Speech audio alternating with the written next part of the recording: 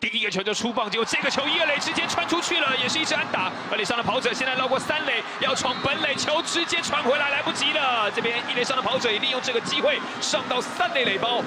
统一狮队在4局的上半展开了反攻，也在这个半局打破了鸭蛋3支的安打，目前先换回1分，1比2，双方变成1分差。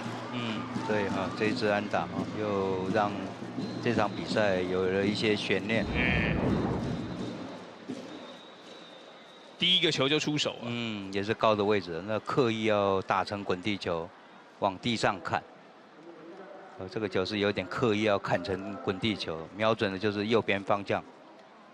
因为是1、2垒有人，所以那个洞还是比较大一点。加上林志祥的速度也是够快没有问题的。跑2个垒包回来，看到最后，哇，三毛在摇手套。